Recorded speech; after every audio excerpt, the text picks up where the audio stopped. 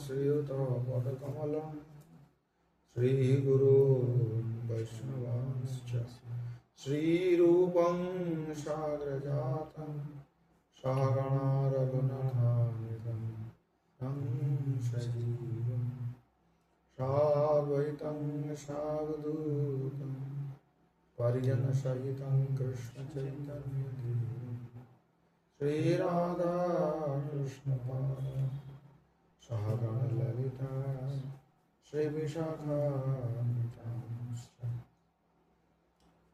यं प्रव्रजन्तमनुपेतमपेतकृतिं द्वैपायनो विरहकातर्वाजुहाव उदेदितन्मयतया तरवो विनेदु त्वं सर्वभूतहृदयं मुनिमानतोऽस्मि नारायणं नमस्कृत्य नरं चैव नरोत्तमं देवीं सरस्वतीं व्यासं ततो जयमुदीरये तमादिदेवं करुणानिधानं तमालवर्णं सुवितावतारम् अपार संसार समुद्र सेतु भजामहे भागवत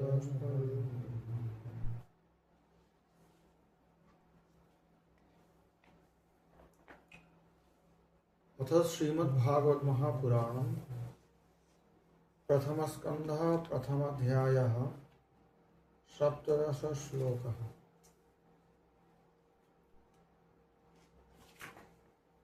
105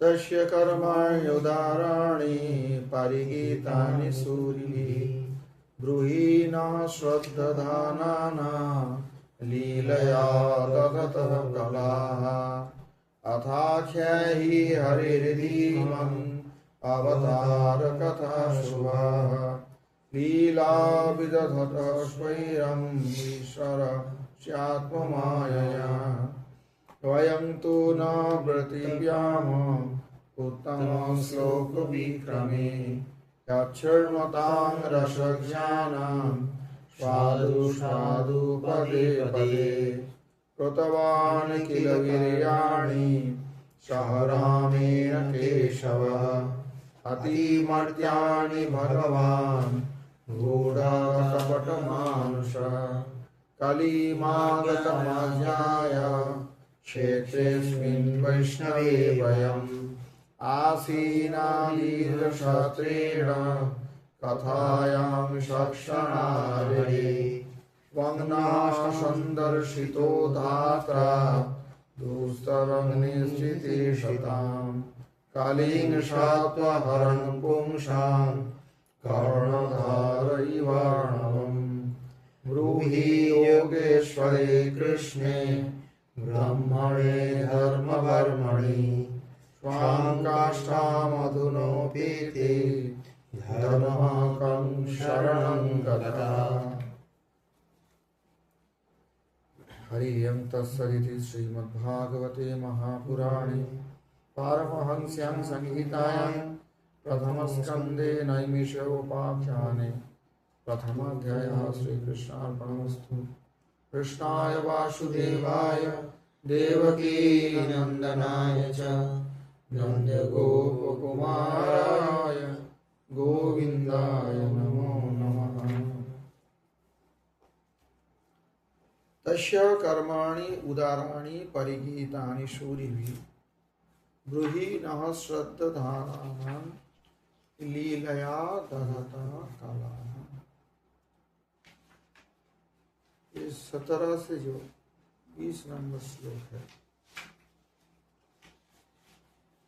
इनका अर्थ हिंदी अनुवाद देखो। लीला से ही अवतार धारण करते हैं। नारदादि महात्माओं ने उनके उदार कर्मों का गान किया है। हम श्रद्धालुओं के प्रति आप उनका वर्णन कीजिए। बुद्धिमान सूत जी, सर्वसमर्थ प्रभु 18 नंबर श्लोक का अपनी योग माया से स्वच्छंद लीला करते हैं। आप उन श्री हरि की मंगलमय अवतार कथाओं का वर्णन कीजिए। 19 नंबर श्लोक का अर्थ है, पुण्य कीर्ति भगवान की लीला सुनने से हमें कभी भी तृप्ति नहीं हो सकती, क्योंकि रसज्ञों श्रोताओं को पद पद पर भगवान की लीलाओं में नए नए रस का अनुभव होता है। 20 नंबर श्लोक का अर्थ है, भगवान श्री कृष्ण अपने को छिपाए हुए थे। लोगों के सामने ऐसी चेष्टा करते थे मानो कोई मनुष्य हो, परंतु उन्होंने बलराम जी के साथ ऐसी लीलाएं भी की हैं, ऐसा पराक्रम भी प्रकट किया है जो मनुष्य नहीं कर सकते। 21 नंबर श्लोक का अर्थ देखो,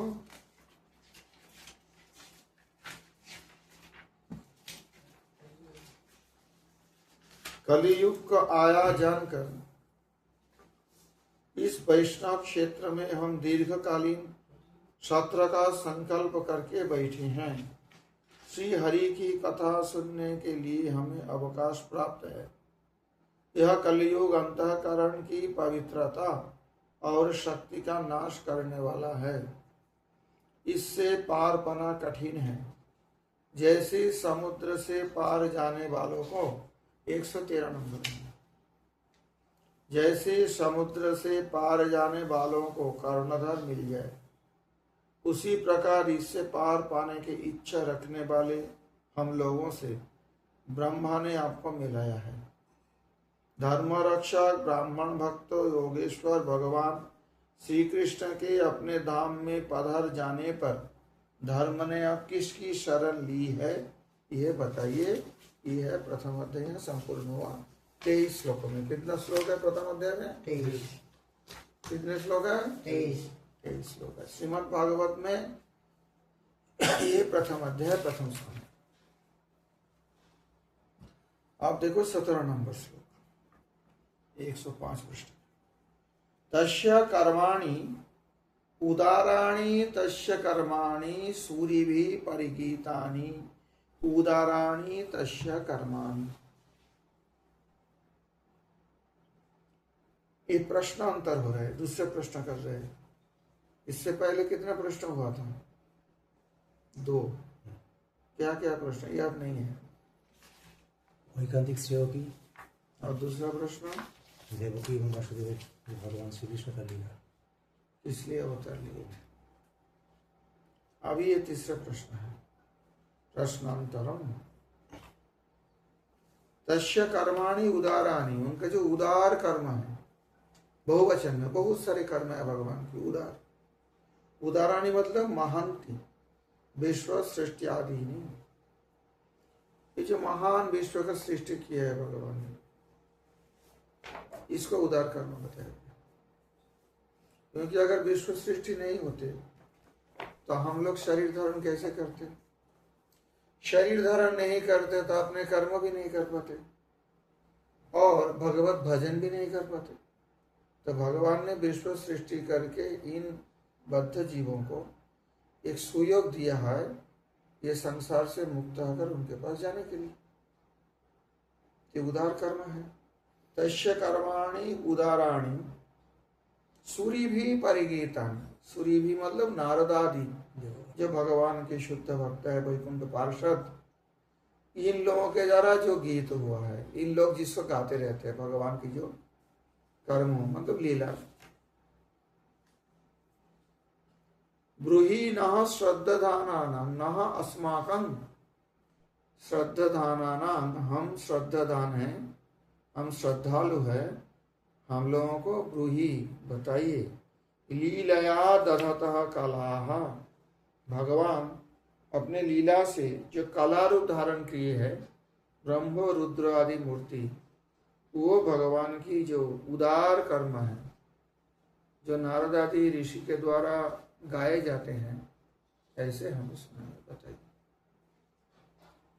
समझ में आई? प्रश्नांतरम देखो, श्रीधर स्वामी विरचित भारत दीपिका, तस्येति उदाराणि महांति विश्व सृष्ट्यादीनि शूरिभिर नारदादिभि कलह ब्रह्म रुद्रादि मूर्ति ही। और इसका जीव गोस्वामी जी का व्याख्यान देखो, ये प्रश्न कैसे बताया, पेज नंबर 107 एकदम नीचे आ जाओ।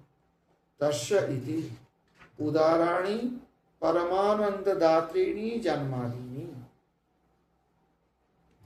अब देखा अंतर क्या है, श्रीधर स्वामी कहते हैं उदाराणि सृष्टि आदि लीला, विश्व सृष्टि आदि। जीव गोस्वामी जिनको अखंडन नहीं किया वो भी उदार लीला है, परंतु उन्होंने जो व्याख्यान किया है परमानंद दात्रीणी जन्मादिनी, भगवान के जो परमानंद देने वाले जन्मादि लीला, जो कि वैकुंठ में भी नहीं होती है। भगवान की जन्मादि लीला, वैकुंठ में भगवान थोड़ी जन्म लेते हैं, लेते हैं कभी? तो ऐसी ऐसी परमानंद देने वाली लीला, ये जो है उदाराणी कर्माणी बताया गया है, ठीक है, उदार कर्म बताया। और वो नारद आदि ऋषि वृंद, नारद आदि जो सूर्य है वो निरंतर गान करते रहते हैं। ये जीव गोस्वामी जी का व्याख्यान है कर्म संग्रह। और लीलाया दधतः कला, कहते हैं स्वयं परिपूर्णस्य, 107 नंबर के लास्ट में, स्वयं परिपूर्णस्य लीलया अन्यापि कलाः पुरुषादि लक्षणा दधतः तत्तद अंशान अपि आदाय तत्तद अंशान अपि आदाय तस्य अवतीर्णश्च संत इत्यर्थः। कहते हैं स्वयं तो परिपूर्ण है भगवान श्री कृष्ण, परंतु लीला बस, लीला के कारण, वो मैंने बताया था ना, व्याख्यान भी किया है, लोकवत कोई बोल लो, भूल गया, क्या करेंगे, लीला कैवल्यम, ब्रह्म सूत्र में जो है। तो कहने की तात्पर्य जो है, लीला से भगवान ने भिन्न भिन्न पुरुषादि लक्षण, जो कला, अंश कला रूप से, अंश कला के मतलब ये मत समझो कि ब्रह्म टुकड़ा हो जाते हैं। ब्रह्म किसी भी अवतार ले वो पूर्ण नहीं रहते हैं। कला मतलब उनके प्रकाश, गुण आदि, विशेषता आदि के पूरा प्रकाश नहीं होते हैं। चंद्रमा क्या पूर्ण नहीं है आज? प्रकाश थोड़ा सा होगा, द्वितीय है, देखना हल्के से दिखेंगे पश्चिम में, सूर्यास्त के समय, बहुत हल्का समय के लिए, और थोड़ा समय के लिए दिखेंगे फिर अस्त। तो वो चंद्रमा तो पूर्ण ही है, परंतु आज द्वितीया के दिन, शुक्ला द्वितीया में जो चंद्रमा दिखेंगे, संपूर्ण प्रकाश दिखेंगे क्या? इससे चंद्र की काला बताया जाता है। पूर्ण चंद्र मिलेंगे आपको पूर्णिमा में जाकर।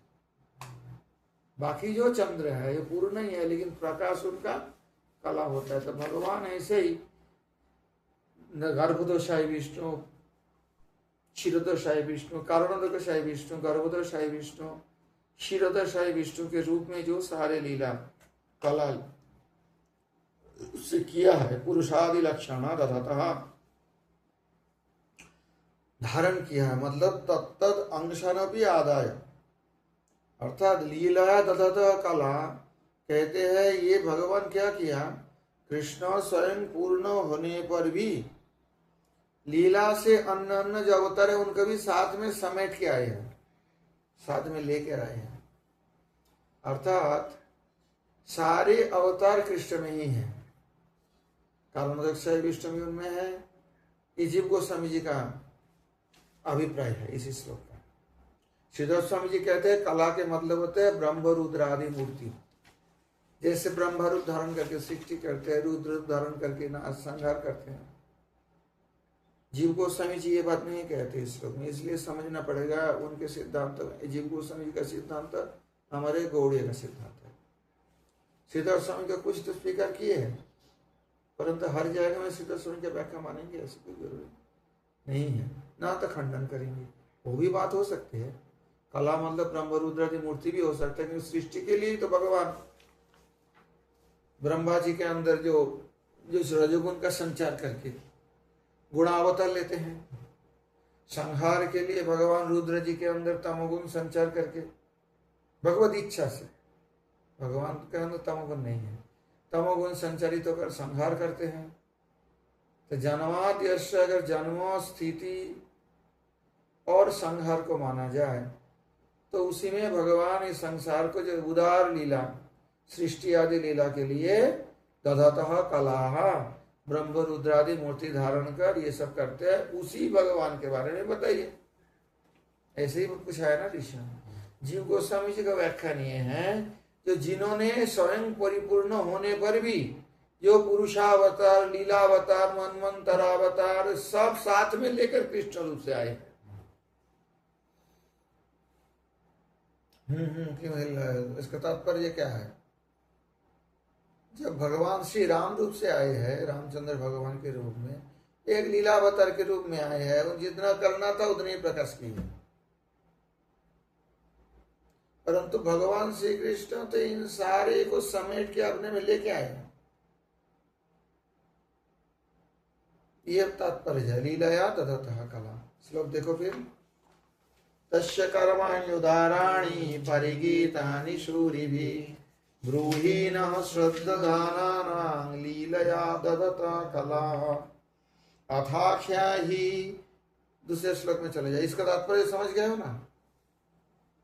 उनके जो उदार कर्म है, जो नारद आदि ऋषि वृंद गान करते रहते हैं, तो वो हमें बताइए क्यों कि लीला के कारण भगवान ऐसी ऐसी कला धारण की है। वो उसका अर्थ मैंने बता दिया। सारे कलाओं का साथ में लेकर पूर्ण रूप से आए हैं। उसमें है ना एक बात है, ये जो युग धर्म प्रवर्तन है अंश होते हैं। भगवान के अंश कला रूप से कोई आ जाए तो युग धर्म प्रवर्तन कर देते हैं। भगवान किसी जीव के अंदर शक्ति संचार कर दे, युग धर्म प्रवर्तन तो कोई खास बात नहीं। असुर मारण करना हो तो जैसे जो युगावतार आते हैं वो आके युग धर्म प्रवर्तन करते हैं। कृष्ण जब आए थे उनमें युगावतार भी थे, युगावतार एक काम भी किए है, असुर मारण लीला भी की है, बहुत सारे की है। अब देखो 18 नंबर श्लोक, अथाख्या ही। अथ जब बोल दिया मतलब दूसरा प्रश्न आ गया, अनंतर, इसके पश्चात। समझ में आई बात? 18 नंबर पे दूसरे प्रश्न आ गया। असत दूसरा, तीसरा, चौथा प्रश्न है। समझ नहीं आ रही बात? ये जो 6 प्रश्न में चौथा प्रश्न आ रहा था, आख्या ही हरिर्धीमन अवतार कथा शुभा। हे धीमन, धी कह जाते हैं बुद्धि को। धीमन के मतलब होता है बुद्धिमान। इसका अर्थ देखो, अर्थ पहले देख लो, नहीं तो आप लोग समझ नहीं पाओगे। हिंदी अनुवाद ये आगे जाके पढ़ना है। ये बुद्धिमान सुत जी, धीमान के मतलब यहाँ बुद्धिमान है, अर्थ करो। हे बुद्धिमान सुत जी, सर्व समर्थ प्रभु अपनी योग माया से स्वच्छंद लीला करते हैं। आप उन श्री हरि की मंगलमयी अवतार कथाओं का वर्णन कीजिए। ये है चौथे प्रश्न। ठीक है, अवतारों के वर्णन, कौन कौन अवतार। अथाख्यायी हरिर धीमन अवतार कथा शुभा, जो शुभ परम मंगलमयी कथा है, अवतार की कथा। ये आगे आगे इसको उत्तर मिलेंगे। जब उत्तर मिलेंगे तब समझ लेना ये प्रश्न के उत्तर। श्रीधर स्वामी क्या कहते हैं? लीला विदत स्वैरम, स्वैर लीला है। स्वैर मतलब अपनी इच्छा से, किसी के परवाह नहीं है उनका। ऑटोक्रेट, डिक्टेटर, स्वैराचारी, किसी की परवाह नहीं करते हैं। वो जो चाहेंगे वो करेंगे। कौन क्या बोलेंगे, कौन क्या सोचेंगे, ये सब कृष्ण के लिए कुछ जरूरी नहीं है, क्योंकि किसी के अधीन नहीं है, किसी नियम के भी अधीन नहीं है। सारे नियम उन्होंने बनाए लेकिन नियम के अधीन में नहीं है। अब देखो श्रीधर टीका देखो, 18 नंबर श्लोक 105 में देखो, अथाख्यायी अथा इति प्रश्नांतर। स्पष्ट हो गया? अथ मतलब अनंतर मतलब और एक प्रश्न कर रहे हैं। पहले प्रश्न अवतार कथा स्थित्यर्थमेव तत्तद अवसरे। कौन अवतार की कथा पूछ रहे हैं? श्रीधर स्वामी तो पहले बोला कि विश्व सृष्टि आदि जो उनके लीला है वर्णन कीजिए। अभी कह रहे अवतार कथा। अवतार कथा सृष्टि के बाद स्थिति अर्थ में वो, जब ये संसार की स्थिति है तभी तो भगवान अवतार लेते हैं संसार में। जब संसार सृष्टि नहीं होती संसार में भगवान अवतार लेते हैं? सृष्टि के बाद की तो बात है ना, ये स्थिति के अवसर में। और संहार हो जाएगा फिर भी भगवान कहाँ संसार रहेगा, कहाँ अवतार लेंगे? वो तो अपने धाम पे ही रहेंगे। इसलिए श्रीधर स्वामी कहते हैं स्थिति अर्थ में वो तत्त अवसरे जे मत्स्य आदि अवतार, देखो तदिया कथा। पहले अवतार कथा बोलने से क्या ऋषि लोग क्या पूछा है? शौनकादिक ऋषि, जो स्थिति के अवसर में भगवान जो मत्स्य आदि अवतार लिया, मत्स्य कुर्मा बराह नृसिंह ये सब अवतार जो लिए है, उसी अवतार की कथा सुनना चाहते हैं। लीला विदधत स्वैरम स्वैरम लीला कुर्वतः, अपने स्वेच्छानुसार लीला करते हुए भगवान जो जो अवतार लिए हैं वो अवतार कथा भी वर्णन की। जिसमें अवतार कथा भी भागवत में है, आगे देखिए। मत्स्य अवतार के भी वर्णन है, बराह अवतार के भी वर्णन है, नृसिंह अवतार का वर्णन है, बहुत सारे अवतार। श्री कृष्णावतारो प्रयोजन प्रश्न नहीं हो तच्चरित प्रश्नों भी जात एव इति ज्ञातव्यम। कहते हैं तुम्हें क्या मतलब है और अवतार से? तुम तो पहले कृष्ण कथा ही पूछे थे ना। सर्वप्रथम देवक्यां वसुदेवस्य जात यस्य चिकीर्षया। तो कृष्ण कथा सुनो, फिर अभी अवतारों की कथा क्यों सुनना चाहते हो? श्रीधर स्वामी पद कहते हैं कृष्ण अवतारो प्रयोजन प्रश्न नहीं हो, किस लिए अवतार लिए थे, ये जो प्रयोजन क्या है कृष्ण का अवतार लेने का, उसी में ही तच्चरित प्रश्नों भी जाते, ये सारे अवतारों का प्रश्न भी आ गया उसमें। किस लिए कृष्ण रूप से आए थे, वही कृष्ण किस लिए नृसिंह रूप से आए थे, तो आ गया कि नहीं प्रश्न अवतार की कथा। किस लिए कृष्ण बराह रूप धारण करके आए थे, किस उद्देश्य से भगवान मत्स्य रूप धारण किए, तो तच्चरित प्रश्नों भी जात एवेति ज्ञातव्यम। इसलिए पहले तो कृष्ण के बारे में पूछे, कृष्ण किस लिए देवकी वसुदेव से जन्म लिया, अब अवतार कथा भी पूछे। स्थिति के समय कृष्ण कैसे कैसे अवतार लिए, किस लिए लिए, किस उद्देश्य से। समझ में आई बात? अब जीव गोस्वामी जी की टीका देखो, पलतो हो पत्ता पन्ना 107 में। अथ इति श्री कृष्णस्य तावन मुख्यत्वेन कथय। श्री कृष्ण का वहां मुख्य रूप से बताओ। अथो तदंतरं आनुषंगिकतया एवं इत्यर्थ। उनके साथ साथ आनुषंगिक रूप से अवतार की कथा वर्णन करो। ये नहीं है कि सब अवतार कथा वर्णन में पूरा भागवत खत्म कर दें। और ऐसे ही वर्णन मिलेंगे आपको, आगे जाके देखेंगे। सप्तम स्कंध में नृसिंह अवतार का वर्णन है, लगभग 10 अध्याय समझो। बाकी कहीं कहीं उल्लेख मात्र है ना।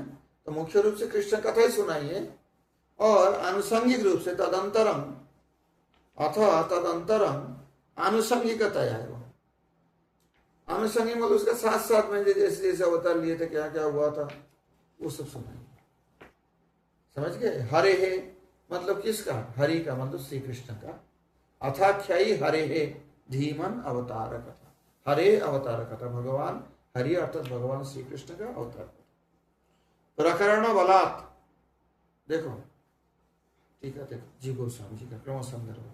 प्रकरण के बल से अवतारा पुरुषावतारा गुणावतारा लीलावताराश्च तेषां कथा लीलाः सृष्टादि मर्मरूपः भूभार हरणादि रूपाश्च। अब प्रकरण बल से क्या आता है इसमें? ये जो प्रकरण है इससे ये तो समझा जाता है ना, अवतार कथा मतलब सब अवतार इसमें आ जाएगा। लीलावतार अलग से तो नहीं बोले हैं, अवतार कथा सुनाइए। तो कृष्ण के जितना पुरुषावतार है, पुरुषावतार कौन है? कारणोदकशाही पुरुष, गर्भोदकशाही विष्णु और क्षीरोदकशाही विष्णु, ये सब पूरा। गुणावतार कौन है? ब्रह्मा जी गुणावतार है, श्री शंकर जी गुणावतार है, विष्णु को भी हालांकि गुण तो नहीं कहीं के गुणावतार बोलते हैं, वो अलग बात है। लीलावतार नृसिंह बराह सब लीलावतार है। तो इनमें जो लीला किए हैं, वैरम अथाख्यायी हरिर्धीमं अवतार कथा शुभ, मंगलमय अवतार कथा सुनाइए। लीला विदधत स्वैरम ईश्वर आत्ममाया, आत्ममाया, ये आत्ममाया के द्वारा, ईश्वर का आत्ममाया के द्वारा ये सब जो लीला किया है उन्होंने, स्वैर लीला। तो पहली बात तो देखो लीला कौन सी कथा, ये सब अवतार की लीला क्या है?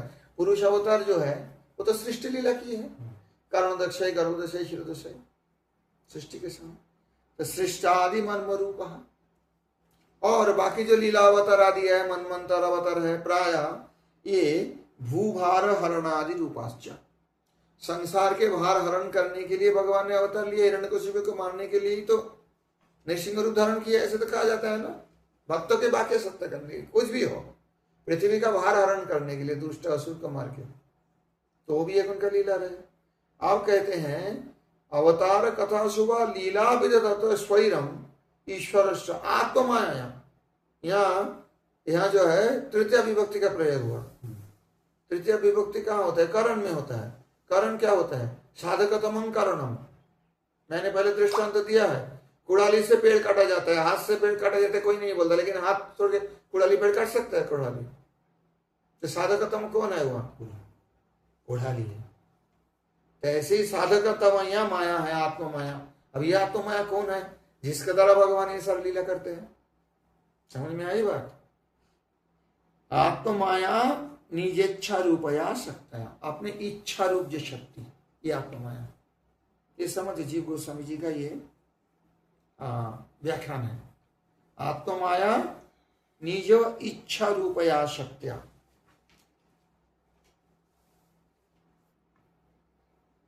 श्रीधर स्वामी पद यहाँ ज्यादा बोले नहीं है, जीव गोस्वामी जी इसलिए व्याख्यान कर रहे हैं आत्ममाया द्वारा। क्योंकि मायावादी बोल लेंगे ये देखो ये सबको गुण लेके माया सबलित ब्रह्म है। समझ में आई बात? बोले देंगे माया लेके आए हैं इसलिए रूप धारण किए है, और फिर मरे भी है, जन्म भी लिया है, मरे भी है, तो ये कृष्ण पूज्य नहीं है, ये स्वदोष ब्रह्म को बोल देंगे। इसलिए जीव गोस्वामी प्रभु ये कह रहे हैं कि नहीं नहीं, आपको माया मतलब अपनी इच्छा। प्रमाण क्या है? आप कह देते हो निज इच्छा माया। कहते हैं आत्ममाया तदिच्छास्यात् गुण माया जड़ात्मिका इति महासंहिता। महासंहिता ग्रंथ से कहा जाता है कि आत्ममाया तदिच्छास्यात्, आत्ममाया होता है भगवान की इच्छा, और गुणमाया जड़ात्मिका। तो यहाँ भगवान आत्ममाया से लीला किया है, गुणमाया से नहीं। गुणमाया मतलब त्रिगुणमय जो माया, ये जड़ात्मिका, ये जड़ है। परंतु आत्ममाया तदिच्छा से, ये महासंगीता से उदाहरण देखे जीव गोस्वामी जी प्रमाण कर दिया। जो मैं बोल रहा हूं ये मनमर्जी नहीं बोल रहा हूं, ये मायावादियों के बात नहीं चलेगा कि भगवान ये सत्व गुण से अवतार लिए, सदस्य ब्रह्म है, शमल ब्रह्म है, वो नहीं है, निर्मल ब्रह्म ही है, निर्दोष ब्रह्म है, अपनी इच्छा से आत्ममाया। तो श्लोक समझ गए आप? अथाख्य ही हरिधीमन अवतार कथा शुभा लीला विदधत स्वैरम ईश्वरस्यात्ममायया।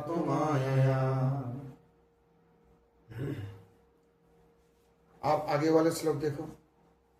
वयं तु न प्रतिव्याम उत्तम श्लोक विक्रमे यक्षर्णतां रसज्ञानां स्वादु स्वादु पदे पदे। इसका अर्थ देख लो।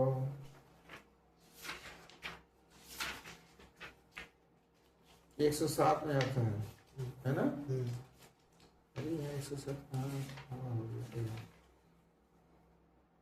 नहीं, 107 में तो क्रम संदर्भ है। इसका अर्थ तो रुचि भगवान की लीला और पीछे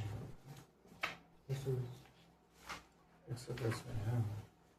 वयं तु न वृत्तिप्यामो, मैं तो बोल दे सकता हूँ, लेकिन यह अच्छी तरह से है, तुम्हें समझने आसान होगा। हम लोग तृप्त नहीं होंगे। पूर्ण कीर्ति भगवान की लीला सुनने से हमें कभी भी तृप्ति नहीं हो सकती, क्योंकि रसज्ञों श्रोताओं को पद पद पर भगवान की लीलाओं में नए नए रस का अनुभव होता है। नए नए रस का अनुभव और एक रस दोनों में अंतर होता है। इसका टीका में समझोगे। एक ही चीज हर समय सुना जाए तो अच्छा लगता है क्या? नहीं। तो कहते हैं तो भगवान की लीला सुनते रहोगे तो कहाँ तक अच्छा लगेगा?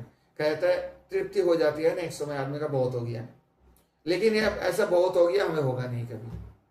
वयं तो न वृद्धिप्याम उत्तम श्लोक विक्रम यक्षण्वताम, जिसको सुनते हुए रस ज्ञान, जो रस को जानने वाले हैं, उनका स्वादु स्वादु पदे पदे, पद पद पे स्वाद का नया नया स्वाद का अनुभव करेगा। लेकिन जो रसज्ञ नहीं है वो स्वाद अनुभव नहीं करता। इसलिए रस बहुत जरूरी है। रस अनुभव इनका नहीं है, उनके लिए मिठाई दो और रसगुल्ला दो और मालपुआ दो और ऐसी भूस दो, एक ही लगेगा। उनके लिए अलग होगा नहीं। तो वयम तो न वृत्ति प्यामा, समझ गए इसका अर्थ साधारण रूप से। आप देखो नए नए रस का अनुभव करेंगे, इसलिए हम तृप्त नहीं, अलम नहीं होगा, बहुत हो गया ऐसा नहीं होगा। आप बोलते रहिए। आप कहते हैं वयम तो न वृत्ति प्याम अतो औत्सुक्येन, उत्सुकता के द्वारा, बड़ा आग्रह से, पुनरपि तच्चरितानि एव श्रोतुमिच्छन्त, पुनः फिर से उन चरित्र को सुनने के लिए, लीला को सुनने के लिए, तत्र आत्मनो तृप्ति अभावम आवेदयन्ति, अपने तृप्ति का अभाव आवेदन कर रहे हैं। अर्थात क्या है, तो मुझे आम खिलाता रहा, आम खिलाता रहा, थोड़ा खाने के बाद मैं बोलूंगा हो गया, बहुत और नहीं खाएंगे, इसका मतलब तृप्ति हो गया। ये कहते हैं हमारी कभी तृप्ति नहीं होगी, ऋषि लोग कहते हैं। समझ में आई बात? आत्मना तृप्ति अभावम आवेदयन्ति वयंतु इति, इस श्लोक के द्वारा। वयंतु न व्रतिप्याम उत्तम श्लोक विक्रमे यच्छृण्वतां रसज्ञानं स्वादु स्वादु पदे पदे योगो यागादिषु तृप्तास्म। उसका मतलब क्या? योग याग जो अनुष्ठान हम किया है उससे हम तृप्त हो गया, बहुत हो गया, बस और अच्छा नहीं लग रहा है। यज्ञ करते करते आगे देखना बताया कि हमारे शरीर में धुआं से सब कालिक लग गया, काला पड़ गया शरीर। धूमो धूम्रात्मनंग भगवान आगे मिलेगा, ऋषि लोग बोल रहे हैं। तो योग याग से तो हम तृप्त हो गए, स्वर्गलोक प्राप्ति के लिए जो सारे अनुष्ठान हम करें उसमें हमारा अलम हो गया, बहुत हो गया। परंतु इस कथा, कृष्ण कथा में हम तृप्त नहीं होंगे, कभी अलम बुद्धि नहीं होगा। देखो उद्गच्छति, अब उत्तम श्लोक, क्या हंस क्यों रहे, क्या बात है, कुछ हंसी की बात है क्या? उत्तम श्लोक विक्रम है, उत्तम श्लोक कौन है? अब ये समझो, देखो श्रीधर टीका देखो, उद्गच्छति तमो यस्मात् स उत्तम, जिनसे तमो चला गया वो है उत्तम, चला जाता है, जिससे तमो चला जाता है, उद्गच्छति उब जाता है, समझो वो है उत्तम। तथाभूत श्लोको यशो, श्लोक होता है यश, जिनके जस श्रवण करने से सारे तमगुण चले जाते हैं, ये है उत्तम श्लोक। जिनके श्लोक अर्थात जस सुनने से सारे तमगुण चले जाते हैं, और उत्तम श्लोक। तो कौन है उत्तम श्लोक? भगवान। तस्य विक्रमे तो विशेषेण न तृप्याम अलम इति न मन्यमाने। उनको जो विक्रम है, उनको जो सारे लीला है, उसमें हम कभी तृप्त नहीं होंगे। अलम बहुत हो गया, इति न मन्यमाने, अलम मतलब बहुत हो गया, अलम इति अलम, ऐसा नहीं होगा हमारा कभी भी। तत्र हेतु, कारण क्या है? अरे योग जाग करते करते तुम कहते बहुत हो गया, अब लीला सुनाते रहेंगे, तुम भी तो बोल सकते बहुत हो गया, सुनना अभी अच्छा नहीं लग रहा, ऐसा नहीं होगा। क्यों? यद विक्रमं शृण्वताम यद वा अन्य तृप्यंतु नाम, क्योंकि उस भगवान की लीला श्रवण करते करते अन्य तृप्यंतु नाम वयम तो न इति, या तू शब्द है, परंतु हम तृप्त नहीं होंगे। दूसरे आदमी का हो सकता है अच्छा नहीं लगेगा, थोड़ा समय बाद बोलेगा बहुत हो गया, लेकिन ऋषि लोग कह रहे हैं सोना का अधिक, हम तृप्त नहीं होंगे। क्यों? तत्र हेतु अयम अर्थ, अब इसका अर्थ बता रहे हैं क्यों तृप्त नहीं होंगे। तृप्त कौन होते हैं? त्रेधा जलन बुद्धि भवती, तीन प्रकार से अलम बुद्धि, अलम बुद्धि मतलब बहुत हो गया ऐसा बुद्धि होता है। कौन कौन तीन प्रकार से? उदरादि भरणेन व रसाज्ञनेन व स्वादु विशेष अभावद्वा। समझ नहीं पाए। उदर भरण में बहुत हो गया, ऐसा होता है, अलंग बुद्धि होता है ना। कब तक खाओगे? खाते खाते, कोई ज्यादा खाने वाले भी क्यों ना हो, उसको खिलाया जाए, चलो तुम कितना खा सकते हो। जब उदर भरण हो गया फिर क्या होगा? बहुत हो गया, और तो नहीं खा सकते, नहीं इच्छा ही रहेगी खाने को, होगा नहीं रहेगी इच्छा। तो एक होता है, अभी समझो, त्रिधा अलंग बुद्धि भवती। एक तो होता है उदर भरण से, पेट भर जाने से। दूसरा होता है रस अज्ञान है ना, रस का ज्ञान नहीं है, वो क्या दे रहे, ये मीठा है कि कड़वी है, कि ये ऐसे कहा जाता है ना कि शुगर के अगर मिठाई खिलाओ और ऐसी सड़ा हुआ चीज खिलाओ, उसके लिए कुछ फर्क नहीं पड़ता, वो बोलेगा बहुत खा लिया और अच्छा नहीं लगा। इसमें भी आलम होता है जब रस ज्ञान नहीं है, ठीक है। और एक क्या होता है? स्वादु विशेष अभाव अथवा, और विशेष स्वाद नहीं हो, एक ही स्वाद चलते रहे। यहां दृष्टांत दिया, गन्ने चबाते रहो, गन्ने चबाते रहो, कब तक अच्छा लगेगा? क्योंकि गन्ना में एक ही सार है, क्या स्वाद है? मीठा स्वाद है, और कोई स्वाद तो नहीं मिल रहा है ना। रसगुल्ला खाते रहो, रसगुल्ला स्वाद विशेष अभाव है, उसमें कोई विशेषता नहीं है, एक ही प्रकार स्वाद है। रसगुल्ला रसगुल्ला कब तक खाओगे? अलम बुद्धि हो जाएगा। लेकिन अलग तरह तरह से दिया जाए तो तुरंत अलम बुद्धि नहीं होगा। पेट भर जाए तो अलग बात है, फिर तो कुछ नहीं खा पाओगे, ना रसगुल्ला ना कुछ भी, ना गन्ने। परंतु तीन कारण से अलम बुद्धि होता है। सीधा ही टीका से समझ गया हुआ? किन कौन तीन कारण से? उदर भर जाने से, विशेष स्वाद की जो टेस्ट का भी जो जिसका नहीं है, रस ज्ञान नहीं है उसी का, और उसी से रस अज्ञान से, अथवा स्वादु विशेष अभाव रहने से, विशेष स्वाद का अभाव रहने से अलम बुद्धि होता है। तत्र श्रृण्मताम इत्यनेन श्रद्धस्व आकाशत्तन्न भरणम इत्युक्तम। अभी कहते हैं, अच्छा ये चलो, उदर भरण जैसा होता है, ऐसा कान भी तो भर जाता होगा। कथा सुनते सुनते कान भी तो भर जाना चाहिए, सीधा सही बोलते नहीं। श्रृण्वताम यच्छृण्वताम रस ज्ञानान स्वादु स्वादु पदे पदे, तीनों को खंडन किया। पहले खंडन किया यच्छृण्वताम, सुना कहाँ जाते हैं? कौन से अंग से सुना जाता है? श्रोत्र। एक्चुअली एक इंस्ट्रूमेंट है, इंद्रिय अंदर है, श्रोत्रेंद्रिय ये नहीं है, इसका टोटल श्रोत्र कहा जाता है। कान बोलो, कुछ बोलो, तो श्रोत्र जो है वो आकाश, उसका ये है, इसमें दिया है श्रोत्रस्य आकाशत्व। श्रोत्र जो है आकाश होते हैं, तो आकाश कभी भरता है? स्पेस ही तो रह जाएगा वो, तो इसलिए उधर जैसा भर जाएगा, ऐसा कान कभी भरेगा नहीं। कितना भी सुनो, कान क्या भर जाता है आवाज सुन के? पेट खाने से भर जाता है ना, चाहे पानी पियो चाहे कुछ खाओ, कान भरेगा?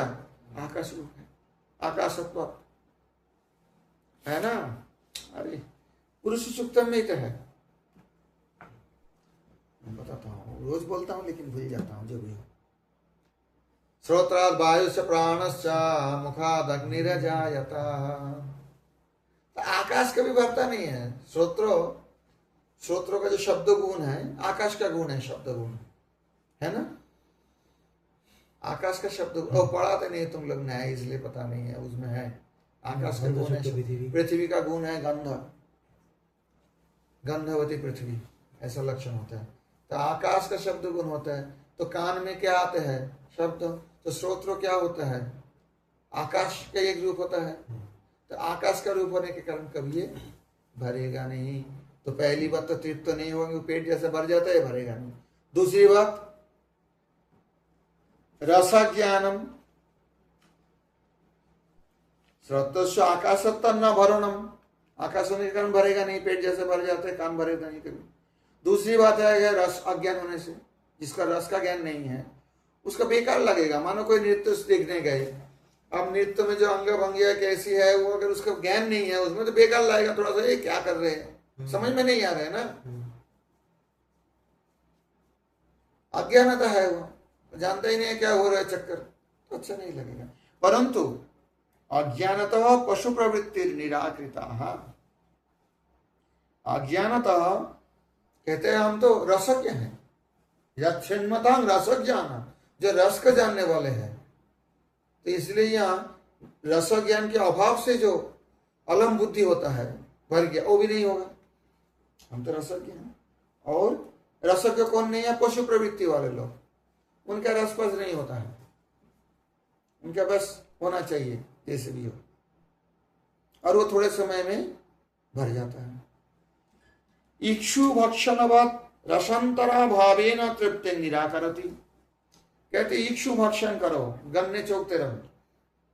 कब तक चौकते रहोगे? थोड़ा समय बाद, क्योंकि और कोई रास्ता है नहीं मीठा से मीठा, तो अलम बुद्धि हो जाएगा। बोलते यह नहीं होगा, स्वादु स्वादु पदे पदे, हर पग पग पर तो नया नया आस्वादन मिल रहे हैं, तो फिर अलम बुद्धि कैसे होगा? बहुत हो गया कैसे बोलेंगे? कभी नहीं बोलेंगे आप। समझ में आई बात? अतः अब देखो जीव गोस्वामी जी की व्याख्या इसी श्लोक पर, एक एक श्लोक पे करने से अच्छा होता है। 19 नंबर श्लोक, समय लगेगा, जब तक लगेगा तब तक देखा जाएगा क्या। 19 नंबर श्लोक का जो जीव गोस्वामी जी की व्याख्यान है क्रम संदर्भ, वो देखो 107 नंबर, 108 नंबर में है। 108 में है बेटा, दूसरी पेज में चला गया ना, 19 नंबर का।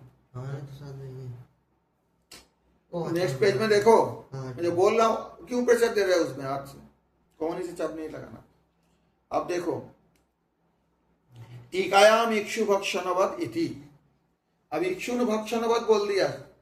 अरे सुनो ना, क्यों बड़बड़ करते रहते दोनों में, बात सुनो पहले। टीका में इक्षु भक्षण बोल दिया, टीका मतलब श्रीधर स्वामी पर जीव गोस्वामी जी कहते हैं। अब इक्षु भक्षण से कैसी अलम होता है उसका व्याख्यान कर रहे हैं।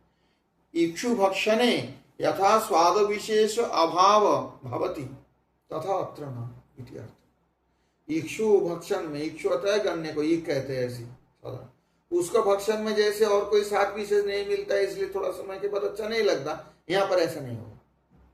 ये जीव गोस्वामी जी ने स्पष्ट कर दिया। भगवत विक्रम मात्रे तु न तृप्यामि, भगवान का कोई भी विक्रम हो, कोई भी लीला हो, उसमें हम तृप्त नहीं होंगे। तत्रापि तीर्थं चक्रे निपौनं यदजन यदुषो श्वासरिपाद शौचम। ये जो श्लोक 10वें स्कंद का हम पूर्व दिन में चर्चा किए हैं। इत्यादि युक्त लक्षणस्य सर्वतः अपि उत्तम श्लोकस्य श्री कृष्णस्य विक्रमे विशेषेण न तृप्यामि। और सर्वोत्कृष्ट जो लीला है भगवान का, जो उत्तम श्लोक है भगवान श्री कृष्ण, सर्वतः भी उत्तम श्लोक है, तो उनके जो विक्रम है विशेष रूप से कृष्ण लीला समय तो कभी भी हम तृप्त नहीं होंगे, अलम बुद्धि नहीं होगी। इतना तक समझ गए हो? समझ गए श्लोक? वयं तो न व्यतिप्याम उत्तम श्लोक विक्रमे यक्षण्मतां रसज्ञानं स्वादु स्वादु पदे पदे कृतवान् किल वीर्याणि सह रामेण केशव अतिमत्यानि भगवान् गूढालपटमानुषः। अब इस श्लोक का अर्थ देख लो, तो ऐसा नहीं होगा आप लोगों को समझना, नहीं तो मुश्किल पड़ जाओगे।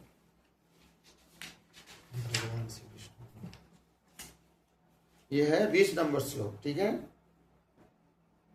20 नंबर श्लोक का अर्थ जो किया गया, भगवान श्री कृष्ण अपने को छिपाए हुए थे, लोगों के सामने ऐसी चेष्टा करते थे मानो कोई मनुष्य हो, परंतु उन्होंने बलराम जी के साथ ऐसी लीलाएं भी की है, ऐसा पराक्रम भी प्रकट किया है जो मनुष्य नहीं कर सकते। अति मर्त्यानि, जो मर्त्य लोगों के लिए संभव नहीं, ऐसा भी तो किया है। ये बहुत इंपॉर्टेंट है, इसमें जीव गोस्वामी जी व्याख्यान किए हैं ज्यादा। अब श्रीधर स्वामी क्या कहते हैं बोलो, अतः श्री कृष्ण चरितानि कथय इत्या आशयन आहु। ये हो गया कितना प्रश्न, पहले कितना हो गया था? 3 नंबर ना, ये 4 नंबर हो गया। कृतवान कील वीर्याणि सह रामेण केशव अतिमत्तानि भगवान गूढ़ा। अतो श्री कृष्ण चरितानि कथय इति आशयन आहु। इसी अभिप्राय से कह रहे हैं, श्री कृष्ण चरित्र सुनाइए। कृतवान इति अतिमत्यानि, कैसे कैसे वीर्याणि, ऐसे कैसे शौर्य शूरता, प्रकाश किए थे भगवान, किसके साथ? सह रामेण, बलदेव जी के साथ। अतिमर्त्यानि, जो साधारण कोई मनुष्य के लिए संभव है ही नहीं, मर्त लोगों के लिए संभव नहीं, अतिमर्त्य चरित्र। और गूढ़ कपट मानुष है तो भगवान, लेकिन सबके सामने देखते मानुष जैसे, ऐसे छिपे हुए रहते, मनुष्य जैसे। अतिमर्त्यानि मर्त्यान अतिक्रांतानि गोवर्धन धरणादिनी, कहते कौन लीला? कैसे गोवर्धन पर्वत धारण करना? कोई मनुष्य इतना बड़ा 7 कोस पहाड़ को अपने अंगली पे धारण कर सकता है? ये तो अतिमर्त्य चरित्र है, देखते मनुष्य जैसे। मनुष्येषु असंभवानि असंभावितानि, मनुष्य के लिए ऐसे असंभव नहीं लीला, मनुष्य ऐसे नहीं कर सकते। भगवान गूढ़ कपट मानुष, सबके सामने छिपे हुए कपट मानुष रूप से ये सब लीला की है। सीधा साईपद का इतना तक टीका है। अब जीव गोस्वामी जी का टीका देखो, समझ जाओ क्या बोलना चाहते हैं। जीव गोस्वामी जी कहते हैं, ननु कथंग मानुष सन्नति मर्तानि कृतवान। अरे आप तो आश्चर्यवत कहते हैं, मनुष्य रूप से आए हैं, फिर अतिमर्त कैसे किया है? अगर ऐसे ही बात हो तो जब मनुष्य रूप से आया तो मनुष्य जैसे ही करेंगे काम? ऐसे नहीं, गूढ़ कपट मानुष, कपट मानुष पार्थिव देह विशेषेव मानुष शब्द प्रतीतः। अरे मानुष किसको कहा जाएगा? जिसको पार्थिव शरीर है, अर्थात ये पंच तत्व से पंचभूत से बने हुए शरीरधारी को तो मनुष्य कहेंगे संसार में। तो मनुष्य कपट मनुष्य मतलब मानुष शब्द प्रतीतः तस्मात् कपटे न इव आसो यथा भाति। वो कपट करके ऐसे प्रकाशित करते थे जैसे भगवान श्री कृष्ण भी मनुष्य शरीरधारी है, मतलब पंचभूत रचित शरीरधारी है, लेकिन वो पंचभूत रचित शरीरधारी नहीं है और कभी नहीं थे और न कभी होंगे। तो इसलिए कपट मानुष है। कपट किसे कहा जाता है? जो जैसा नहीं ऐसा दिखाने का नाम है कपट। जो जैसा नहीं परंतु दिखाते हैं उसे तो कपट कहते हैं ना। तो भगवान तो एक मनुष्य शरीरधारी और मनुष्य जैसा पंचभौतिक शरीरधारी तो है नहीं, परंतु दिखाते हैं, दिखाए ऐसा, भांति प्रकाश रहती, इसलिए कपट मानुष कर। वस्तुतस्तु, अब वास्तव में क्या अर्थ है? नराकृतिरेवो परब्रह्मत्वे, ये तो नराकृति परब्रह्म है, आकृति मनुष्य जैसा, लेकिन ये मनुष्य थोड़ी है, उनके थोड़ी पंचभौतिक शरीर है, हम जैसा नहीं है। तो असत्यपि परम ब्रह्मत्वेन असत्यपि प्रसिद्ध मानुषत्वे नराकृति नरलीलत्वेन। अब प्रसिद्ध मानुषत्व सब तो बोलेंगे कृष्ण एक नरकृति रूप धारण किए थे, मनुष्य रूप से आए थे। तो परब्रह्मत्वेन असत्यपि प्रसिद्ध मानुषत्वे नराकृति नरलीलत्वेन, मनुष्य आकृति धारण करके नरलीला करने के कारण लब्धम अप्रसिद्ध मनुष्यत्वम अस्ति एव। जो अप्रसिद्ध मनुष्यत्व वो भगवान में है। सब बोलने लगे मनुष्य, जो साधारण लोग है जो जानते नहीं है वो तो मनुष्य रूप प्रकाश किया, कपट मनुष्य। जैसे कपट आदमी को कौन पकड़ पाएगा? जो उनके अंदर की बात जानते हैं असली क्या है। समझ में नहीं आए? जो जैसा नहीं ऐसा दिखा रहे, लेकिन जो उनको पहचानते हैं वो तो पहचान लेगा कपट कर रहा है। तो ऐसा ही भगवान साधारण लोगों के लिए तो मनुष्य दिखाएंगे, इसलिए अप्रसिद्ध है। लब्धम अप्रसिद्ध मनुष्यत्वम अस्ति एव। कृष्ण मनुष्य ऐसा शास्त्र में प्रसिद्ध नहीं है। शास्त्र कहते हैं मनुष्य नहीं है, परब्रह्म है। समझ में आई बात? लेकिन दिखते हैं साधारण लोगों के लिए जो नहीं जानते।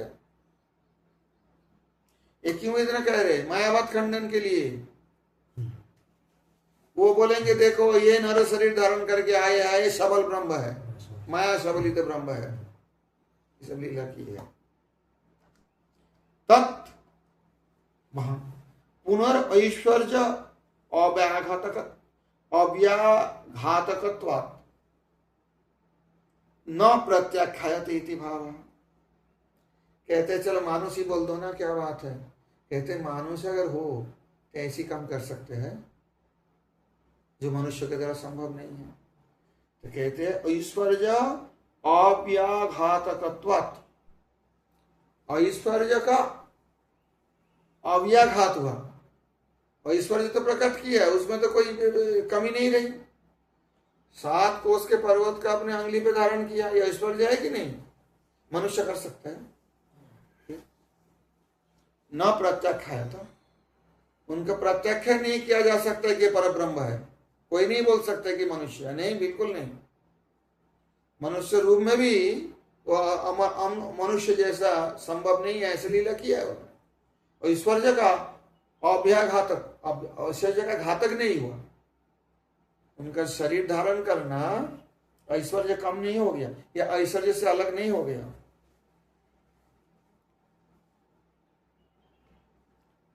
अतएव कहते प्रमाण क्या है? शमंतक आहरणे प्राकृतं पुरुषं मत्वा इत्यनेन। ये बात जब 10वें स्कंद में जाओगे समझोगे, विस्तारित कहानी है। समंतक मणि जाम्बवान अपने गुफा में ले गए सिंह से लेके, और अपने बच्चे को खिलौना बना दिया। उनको क्या कीमत है? जाम्बवान ऐसी, जाम्बवान ऋक्षराज। तो भगवान बहुत दिन हो गया वो नहीं आया, समंतक मणि नहीं आया, प्रसन्न नहीं आया, ये सब वर्णन है, झगड़ा हो रहे।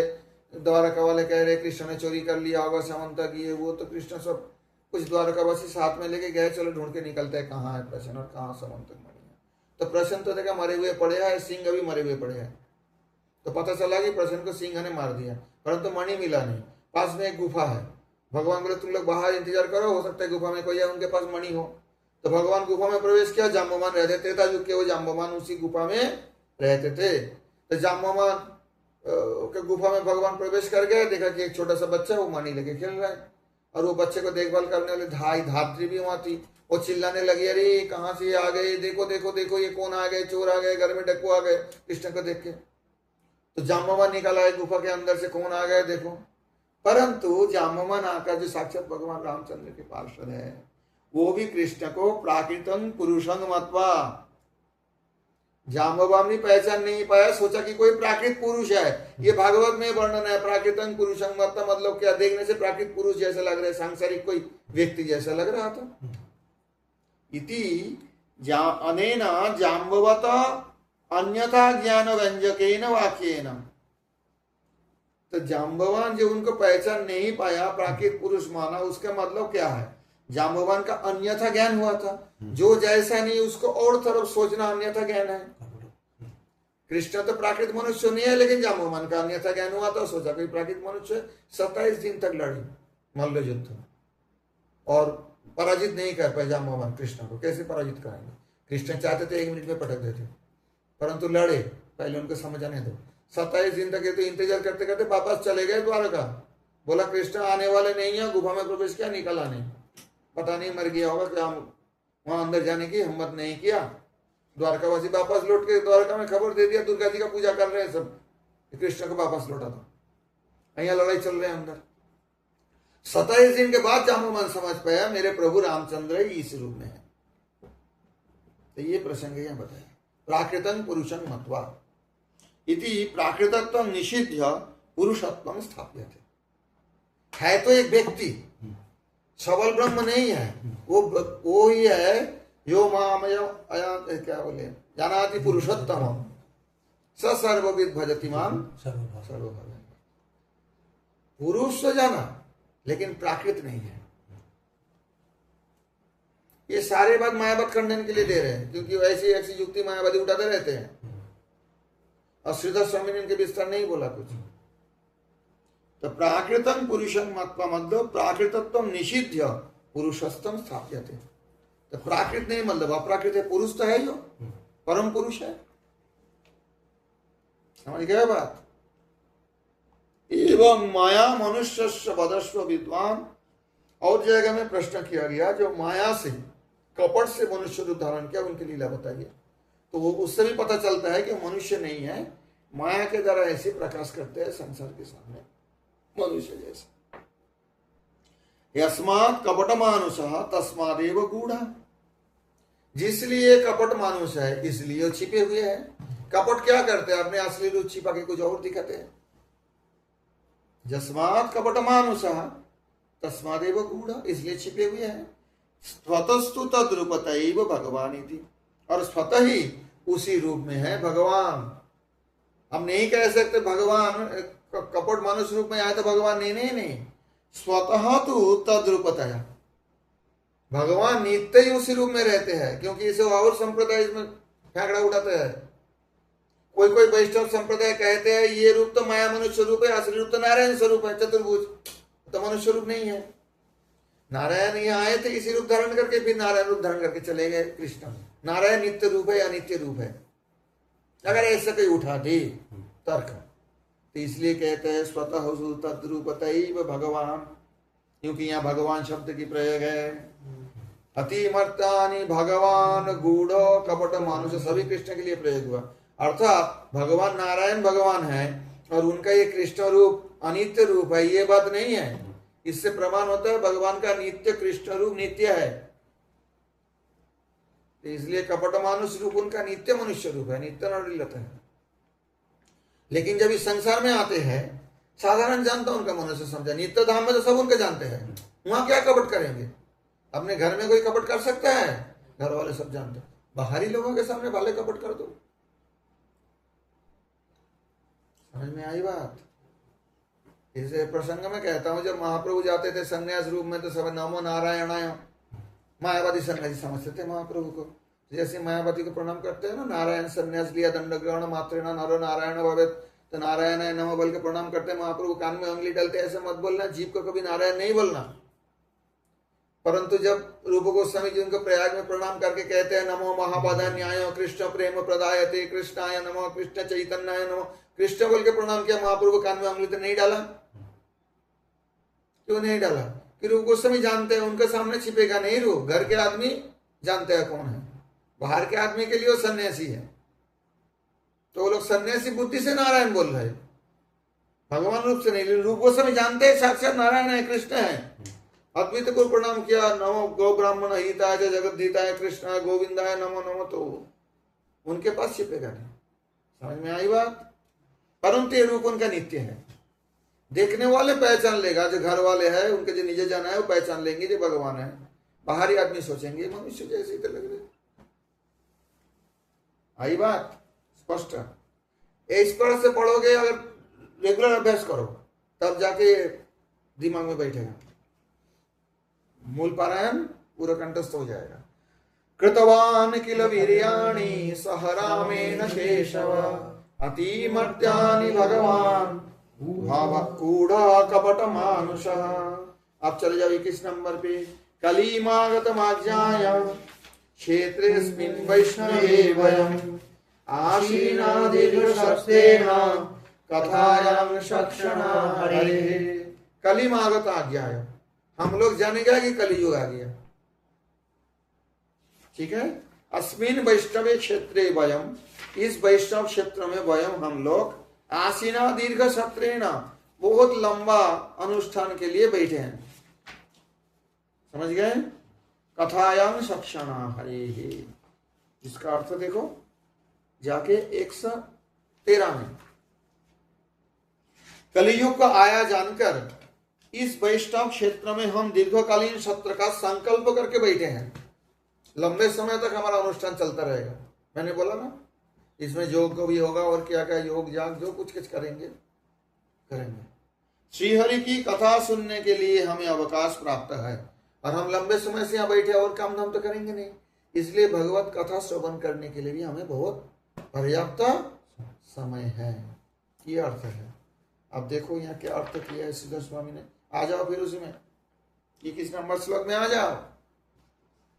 कलिमागत माज्ञाया ननु याजन अध्यापनादि व्याघ्राणां कुतो एष श्रवणावकाशोऽस्यात्। अरे आप लोग तो ऋषि हो, आपको जाजन करना है, मतलब दूसरे के घर में जजमानी करना है, पूजा करवाना है, पाठ पूजा करवाना है।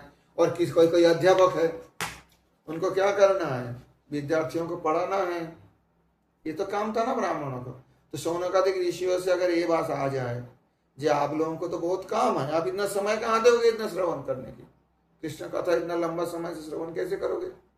अरे आपने काम धाम छोड़ के कर पाएंगे? नहीं कर पाएंगे। कहते हैं, इसलिए कहते हैं कली मागत ज्ञात्वा। अब कली आ रहे, आ गया, ये जानकर ज्ञात्वा कली मावता ज्ञायम, तद भिया, उस कली के भय से हम विष्णु पदम गंतु कामः, भगवान विष्णु के धाम को जाने की इच्छा लेकर, वहां पहुंचने की इच्छा लेकर, दीर्घ सत्रेण निमित्तेन, लंबे सत्र की निमित्त करके, उसी कारण से अत्र वैष्णवे क्षेत्रे आसीनः, ये जो वैष्णव क्षेत्र है, कौन वैष्णव क्षेत्र है? नैमिष, नैमिष अनिमिष क्षेत्र, अनिमिष भगवान विष्णु का नाम। तो इसी वैष्णव क्षेत्र में हम बैठे हैं। हरे कथायांग सक्षणा, सक्षणा, क्षण मतलब समय, सक्षणा मतलब बहुत समय लेके बैठे हैं, इसलिए हमें समय की कमी नहीं है, हम खूब समय दे सकते हैं, क्योंकि जाजन तो करना नहीं है, अध्यापन तो करना नहीं है, हमें तो भगवत धाम जाने के लिए हम बैठे हैं यहाँ पर, बड़ा लंबे जो है अनुष्ठान करने के लिए हम बैठे हैं, इसलिए और काम से हमें फुर्सत है, अभी हमें समय है। सक्षणा, समझ में आई बात?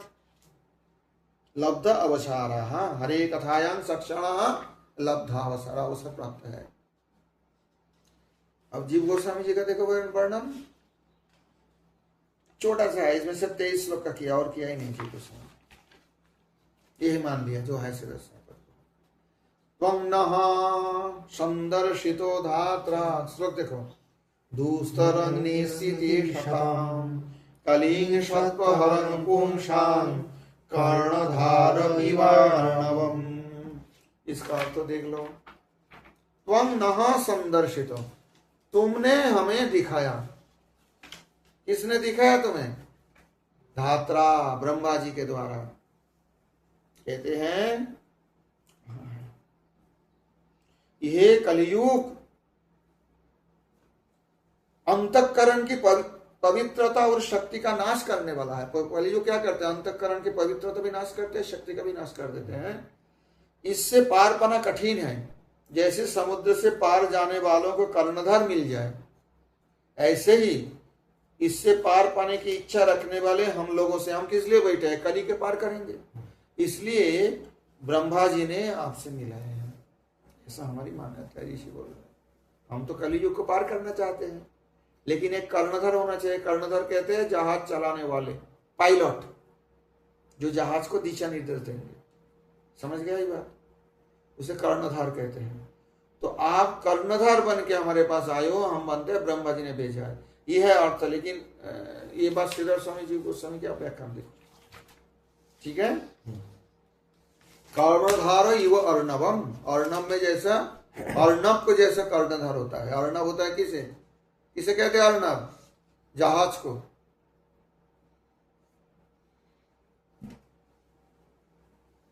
अर्णव पोत होता है जहाज, अर्णव होता है समुद्र। सॉरी मैंने गलत बोला, अर्णव होता है समुद्र। देखो आप कहते हैं अस्मिंश्च समये दर्शनम ईश्वर नैव संपादितम। वहां अर्थ ये लोग किया है ब्रह्मा जी के द्वारा। क्यों?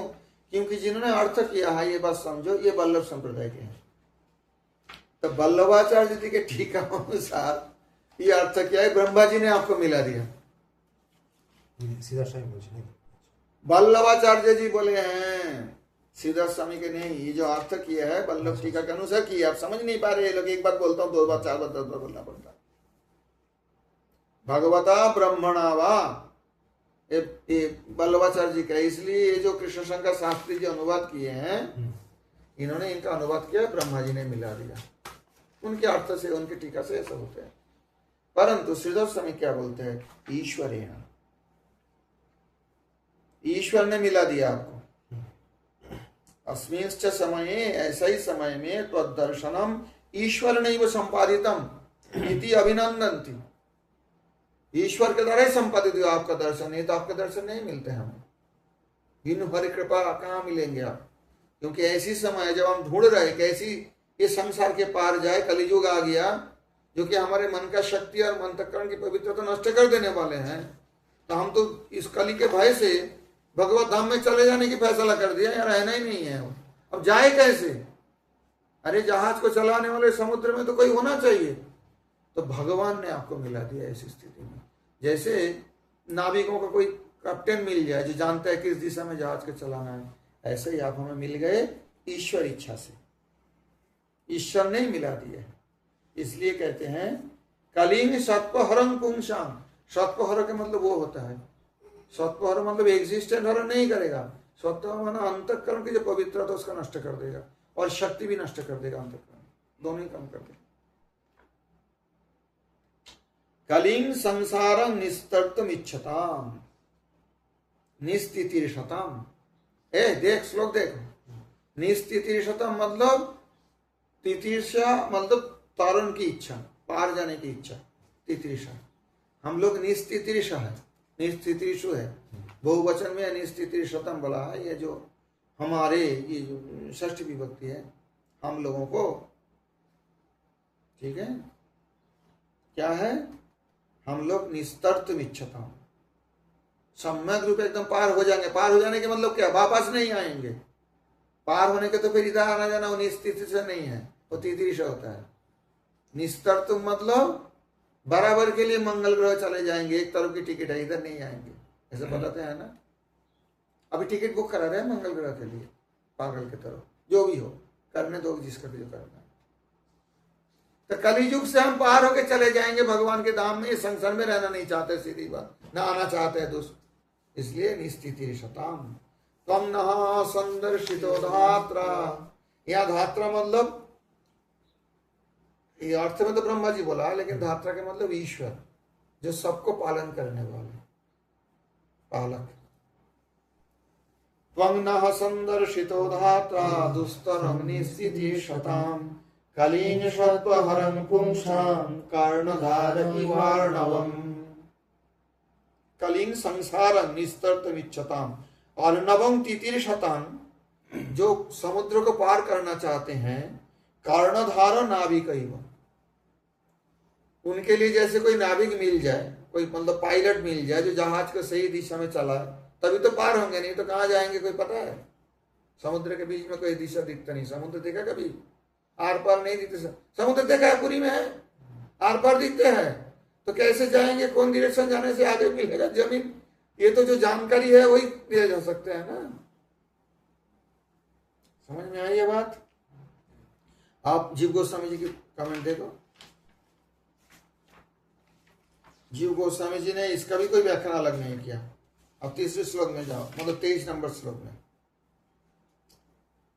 ब्रूहि योगेश्वरे कृष्णे ब्रह्मणे धर्म वर्मणे स्वां कष्टम अधुनोपेते धर्मः कं शरणं गतः। ये अंतिम प्रश्न है, 6 नंबर प्रश्न। कहते हैं ब्रूहि, ब्रूहि मतलब बताइए, ब्रूहि मतलब बताइए। योगेश्वरे कृष्णे ब्रह्मण्य योगेश्वरे कृष्णे, जब ब्राह्मण का रक्षा करने वाले योगेश्वर कृष्ण जब अपने धाम पे चले गए, स्वधाम उपगते, धर्म किसके शरण में है, मतलब धर्म का आश्रय कौन है। भगवान तो धर्म का पालक है, भगवान तो अपने धाम पे चले गए, धर्म किसके शरण ले गए, ये प्रश्न है। देखो, धर्म रक्षक ब्राह्मण भक्त योगेश्वर भगवान श्री कृष्ण के अपने धाम में पधार जाने पर धर्म ने अब किसकी शरण ली है, यह बताइए। यह है 23 नंबर श्लोक, इसी अध्याय का अंतिम श्लोक। आप देखो, पुनः प्रश्नांतरम, सीधा टीका देखो। ब्रूहीति धर्मस्य वर्मणि, धर्म वर्मणि मतलब धर्म का रक्षक। वर्म क्या करते हैं, वर्म जानते हो, अरे कवच लगा के राजा युद्ध में जाते हैं ना, ज्यादा क्या, अभी का मंत्री भी तो कवच लगा के निकलता है कि गोली मारे तो कवच में रुक जाएगा, लोहे का होता है। पहले जमाने में था कि कोई तलवार मारे तो माथे में और एक कवच लगा के जाते थे। वो क्या करते हैं, कवच क्या करता है, उसी व्यक्ति का रक्षा करने के लिए, है ना। तो धर्म वर्मणि, इसका वर्म भी कहा जाता है। तो धर्म का वर्म कौन है, भगवान श्री कृष्ण है, धर्म का रक्षा करने वाले रक्षक। समझ में आई बात। जैसे कवच सैनिक का रक्षा करते हैं, ऐसे भगवान श्री कृष्ण धर्म का रक्षा करते हैं। तो बूढ़ी योगेश्वरी कृष्णे ब्रह्मण्य धर्म वर्मणि, ये सारे कृष्ण का विशेषण है। तो वो तो चले गए स्वांग काष्ठम, स्वांग मर्यादा स्वस्वरूपम इत्यर्थ। श्रीधर स्वामी कहते काष्ठा मतलब दीक, अपने तरफ चले गए, अपने तरफ चले गए, अपने मर्यादा में चले गए, वो तभी संसार में नहीं है, वैकुंठ चले गए। अस्य च उत्तरम कृष्णे स्वधाम उपगते धर्म ज्ञानादिवीश, आगे श्लोक है, इसका उत्तर एक श्लोक में आगे दिया गया, वो देखेंगे। इतना सीधा टीका है, अजीब गोस्वामी जी का टीका देखो। जीव गोस्वामी जी ने थोड़ा सा व्याख्यान किया, स्वांग काष्ठान दिशम, अपने दिशा में चले गए, अपने दिशा में चले गए मतलब इस पर भी फिर मायावादी बात उठाएंगे। स्वांग काष्ठम अपने दिशा में मतलब निर्गुण ब्रह्म, निर्गुण ब्रह्म वही है, ये तो माया से बलित ब्रह्म के ये सब लीला किया था माया को, इसलिए इनका खंडन करते हुए जीव गोस्वामी जी कहते हैं स्वांग काष्ठं दिशं निज नित्य धाम। कहाँ गए थे? अपने श्रीधर स्वामी बोले अपने मर्यादा में, तो वो बोलेंगे अपने मर्यादा तो वही ब्रह्म है, निर्दोष ब्रह्म में पहुंच गए, मतलब वही थे। ये सब बहुत चक्कर है। स्वांग काष्ठम अधुनोपेते धर्म कहा शरणम गत। स्वांग काष्ठम मतलब अपने दिशा में, अपने दिशा के मतलब देखो यहाँ ठीक है जीव गोस्वामी जी का, निज नित्य धाम है। बस जब भगवान निज नित्य धाम में चले गए, धर्म किसके शरण है? ये है छठा प्रश्न। तो 6 प्रश्न काल मुझे बता देना। ब्रूहि योगेश्वरे कृष्णे ब्रह्मणे धर्म वर्मणि स्वां काष्ठाम अधुनोपेते धर्म कां शरणं गतः।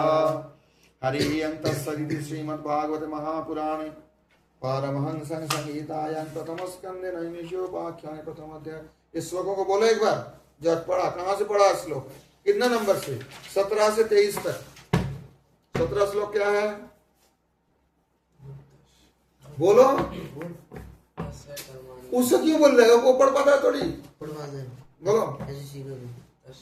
तस्य कर्माणि उदाराणि परिगीतानि शूरिभिः ब्रूहि न श्रद्धानाना लीलया ददत कला अथाचाहि हरिर्धीमान् अवतारकथाश्वा लीला विदधत स्वैरामीश्वरस्यात्ममायया वयं तु न पृथिव्याम उत्तम श्लोक विक्रमे यच्छृण्वतां रसज्ञानं साधु साधु पदे पदे कृतवान् किल कर्माणि सह रामेण केशव अतिमर्त्यानि भगवान् गूढकपटमानुषः कलिमागतमाज्ञाय क्षेत्रेऽस्मिन् वैष्णवे वयम् आसीना दीर्घशस्त्रेण कथायां सक्षणा हरे त्वं नः सन्दर्शितो धात्रा दुस्तरग्निस्थितिशताम् कलिं सत्त्वहरं पुंसां